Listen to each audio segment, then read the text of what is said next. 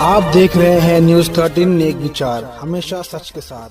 मलाड विधानसभा से Indian political Congress party के उम्मीदवार उमर शेख ने बताया कि वो क्यों उतरे चुनाव मैदान में। देखिए रिपोर्ट। किन किन मुद्दों को लेकर आप चुनाव लड़ रहे हैं मलाड विधानसभा से? एक्चुअली मलाड में जो हम लोग मुद्दे लेके लड़ रहे हैं, सबसे पहला मुद्दा ये है कि आजमी नगर में लोगों को नल वगैरह सब मिल चुका है, लेकिन आज तक उसका पेपर वगैरह नहीं मिला है।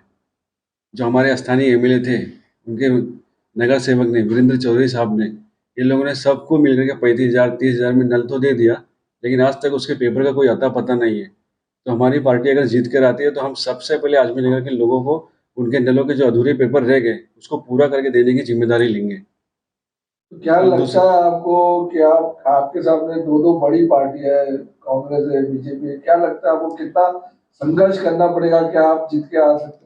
संघर्ष तो जिंदगी के नाम है सर। अगर हम लोग थक के बैठ जाएंगे तो फिर संघर्ष का मतलब नहीं रहेगा। जीरो से आदमी शुरुआत करता है तो अब जाके 100 की गिनती तक पूरा होता है। अगर हम सोचेंगे वो बड़ी पार्टी है, ये छोटी पार्टी है, तो फिर लोकतंत्र का मजाक बन के रह जाएगा। सबसे बड़ी जनता ही है।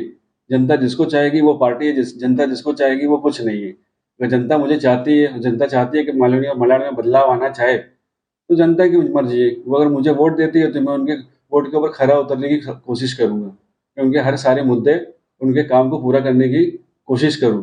उनकी जितनी भी महत्वाकांक्षाएं होती है कि एक एमएलए चुनकर आएगा, वो हमारे एरिया के लिए काम करेगा, वो काम करेगा, सफाई पे ध्यान देगा, शिक्षा पे ध्यान देगा। लेकिन मैं भी एक ऐसे कैंडिडेट नहीं हूँ, अभी आपसे बात कर रहा हूँ, मैं एक ऐसा बात कर रहा हूँ जैसे मैं एक मतदान करने वाला हूँ। तो मैंने भी 20 साल से यही सोच के रखा था कि आज की तारीख में नहीं, कल परसों तरसों ये मलाड मालनी में कुछ बदलाव होगा। लेकिन वोट दे दे के मैं भी थक गया हूँ, आज तक कोई बदलाव नहीं हुआ। तो मैंने एक बीड़ा उठाया कि कम से कम किसी को तो संघर्ष में आगे आना चाहिए। तो मैंने वो संघर्ष खुद से शुरुआत किया हुआ है। इंशाल्लाह आगे चल के बहुत से लोग हमारे साथ में जुड़ेंगे जो वाकई में चाहेंगे कि मालनी मलाड का बदलाव हो। चाहे वो कोई भी पार्टी से, मुझे कोई एतराज नहीं है कि कोई खड़ी है कोई नहीं। मैं अपने आप को देखना चाहता हूँ कि मैं किस दिशा में जा रहा हूँ।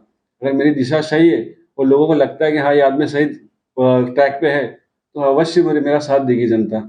आपने एक ही मुद्दा बताया, क्या मुद्दे तो ये मुद्दे तो कई है। मुद्दे तो मालनी में आप भी जानते कि कितने मुद्दे पड़े हुए, ड्रग्स के मुद्दे ले लो, लेकिन ये सब चीजों पे मैं ज्यादा ध्यान नहीं दे रहा हूँ। सबसे ज्यादा ध्यान इस चीज पे दे रहा हूँ कि जो लोगों की मूलभूत सुविधाएं हैं, संविधान ने जिनको अधिकार दिया है कि उनको मूलभूत सुविधाएं होनी चाहिए, रोटी कपड़ा मकान। तो ये मकान का भी एक मुद्दा आपके अच्छे रोड पे 8 नंबर पट्टे पे है, जो घुमा फिरा के किसी को एक एजेंट बना करके वहां के लोगों को गुमराह कर करके वहां के घर खरीद करके लोगों को घर किया जा रहा है। 5-5 लाख 4-4 लाख में वहां पे घर खरीद रहे हैं। क्या जरूरत है घर खरीदने की? पैसा कहाँ से आ रहा है उनके पास? उनका कौन सा बिजनेस है जो एक एक आदमी 80-80 रूम खरीद ले रहा है? तो उनको रूम कैसे मिलेगा? वो रूम क्यों खरीद रहे? गवर्नमेंट ने एक लॉ पास किया है, अगर उसके पास पुरावा नहीं है, वो अपात्र भी है, तो भी उसको कुछ कंस्ट्रक्शन का चार्जेस भर के उसको घर दिया जाए, लेकिन उसको बेघर नहीं किया जाएगा।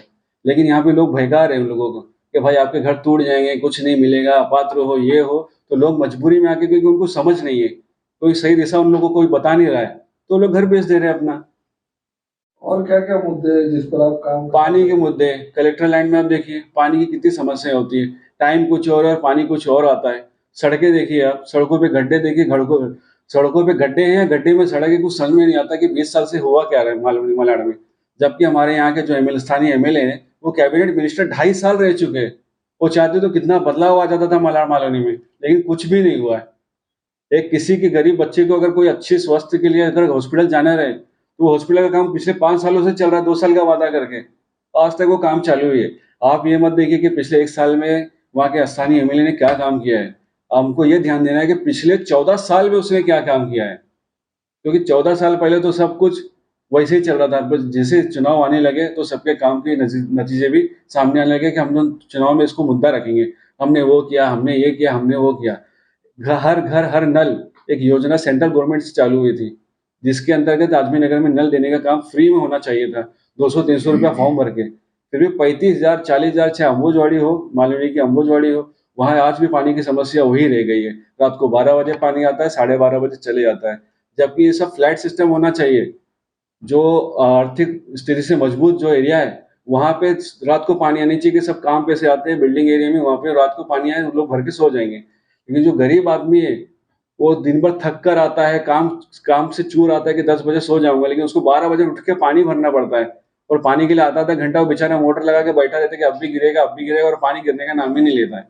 बीएमसी में जाते, कितनी बार मैं बीएमसी में गया हूँ, वहाँ के लोगों को साथ में लेकर के, तो वहाँ से बोलते हैं हमको परमिशन ही नहीं है चालू करने की, जो भी नल लगे हैं उसको चालू करने का उनके पास परमिशन ही नहीं है।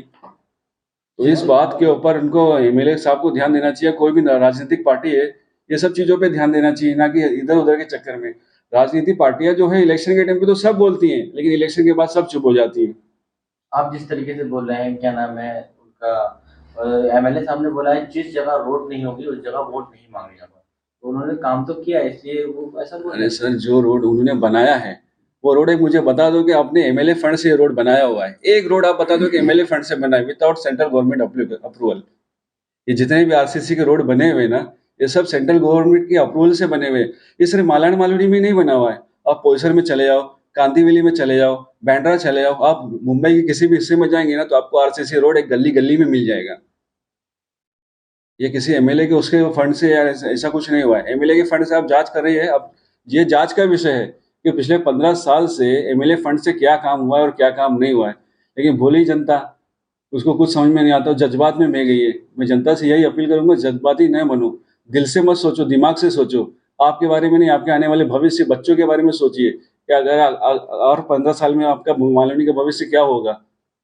मलाड विधानसभा एक बड़ा क्षेत्र है, अभी तक का आपकी एक भी रैली देखने को नहीं मिली। क्या आप हमारी जनता को आपका परिचय देना चाहेंगे, आपकी क्वालिफिकेशन, आप कब से मालवनी में है?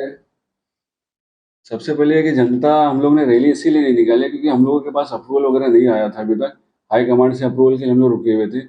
और सेकंड थिंग ये है कि मैं यहाँ पे मालवनी में ही पैदा हुआ, मेरा नाम मोहम्मद उमर शेख है, प्लॉट नंबर 31 से मेरी पैदाइश है, और पिछले 40 साल से ही मालवनी में हूँ मैं।